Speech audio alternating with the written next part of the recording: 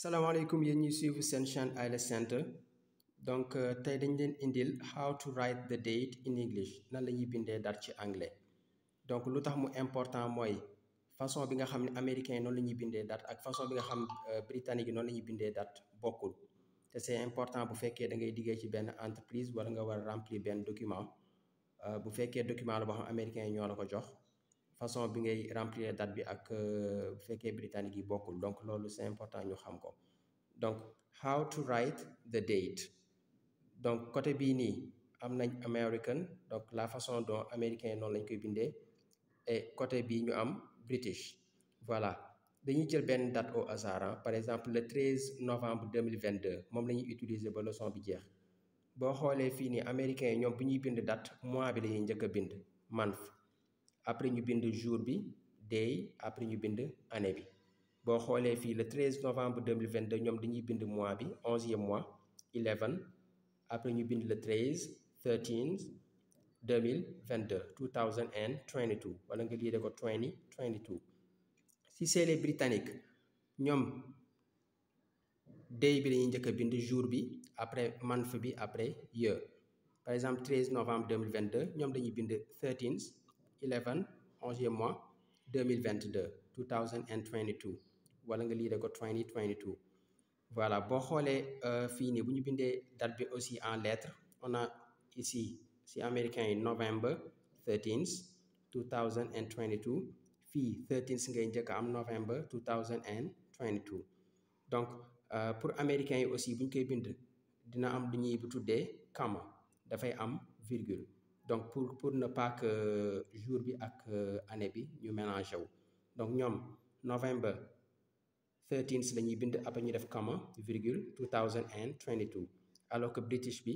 13 November 2022 rek ngay bind foofu du am virgule donc li si des ñu war ko partager ak yéen moom mooy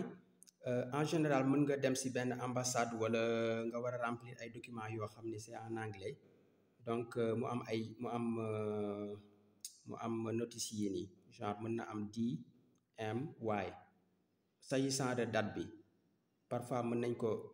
nañ def initial yi ñu def D bu ñu defee D c'est-à-dire day mooy jour bi foofu nga koy remplir M moom mooy month le mois Y moom mooy year l'année donc mën na ñëw sous différents formats mën nañ la bind ñaari D ñaari M ñaari Y donc ici ça signifie que da ngay bind jour bi par exemple le 13 nga bind mois bi 11e mois fii nii donc Y ak Y lañ la defal donc fii nii normalement boo koy remplir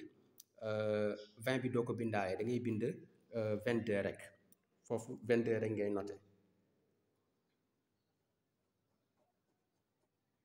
donc bu fekkee document la boo xam da ngay remplir ñu defal la Y ñaari yoon donc 22 bi rek ngay noté doo bind 2000 bi c'est bon donc bi si des moom mooy parfois mën nga gis benn document boo xam dañ la wax nga remplir ko en anglais ñu bindal la MMM ok au lieu de ñaari M nga gis ñetti M donc foo gisee lii nii rek ça veut dire que initialu mois bi lañ lay laaj ñetti lettres yu njëkk yi par exemple MMM bu fekkee janvier January jan rek ngay bind JAN février da nga koy abrégé nga bind FEB parce que moom moo nekk lettre yi nga xam moom moo jiitu si mois bi March nga bind MAR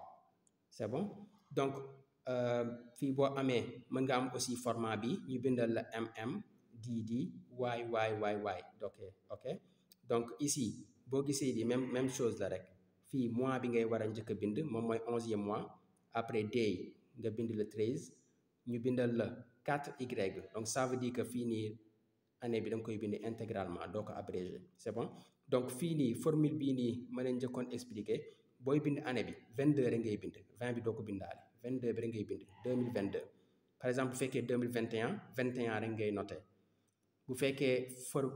format bii nii nga gis nga bind 2022 bi intégralement donc leçon bii nii lañ lay indiloon ci wàllu date en anglais boo ko si am ay question rek mën nga ko bind si commentaire yi sinon ñu ngi leen rafetlu partage yi ak abonnement yi et tout di leen encourager ngeen di woy di partager vidéo yi comme ça ñëpp mën si jot merci beaucoup thank you guys goodbye